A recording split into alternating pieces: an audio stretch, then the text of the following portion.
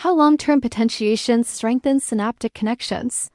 Why some signals become easier to send over time. When you repeat something enough, it starts to feel easier not just mentally, but almost automatically. That change is not just about practice in a general sense. Something is actually shifting at the level of neurons. Signals that once felt effortful begin to move more efficiently. This is where long-term potentiation, or LTP, comes in.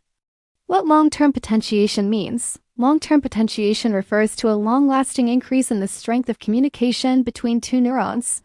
When a connection is used repeatedly, it becomes more responsive. The same signal produces a stronger effect than before. This is interesting because it shows that learning is not just about storing information. It is about changing how strongly neurons connect. Where this happens in the brain, LTP is often studied in the hippocampus, a region involved in memory formation. This area is sensitive to repeated stimulation and shows clear changes in synaptic strength. That makes it a useful model for understanding how learning and memory work at a cellular level. Step 1. Repeated stimulation of the synapse.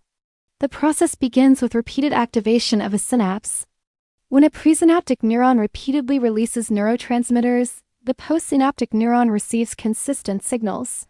This repeated activity is what triggers the changes that follow. Step 2. Activation of NMDA receptors. During strong or repeated stimulation, NMDA receptors on the postsynaptic neuron become activated. These receptors allow calcium ions to enter the cell, but only under specific conditions. This step is important because calcium acts as a signal that initiates internal changes within the neuron. Step 3. Intracellular signaling and change. Once calcium enters the cell, it activates a series of signaling pathways. These pathways lead to changes in the neuron structure and function. One of the main effects is an increase in the number or sensitivity of AMPA receptors at the synapse. This makes the neuron more responsive to future signals. Step 4. Strengthening the synaptic response. With more responsive receptors, the same amount of neurotransmitter produces a stronger response.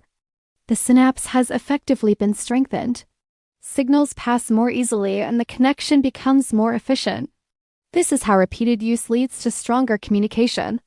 Step 5. Structural changes over time. If the stimulation continues over time, structural changes can occur. The synapse may grow larger or form new connections.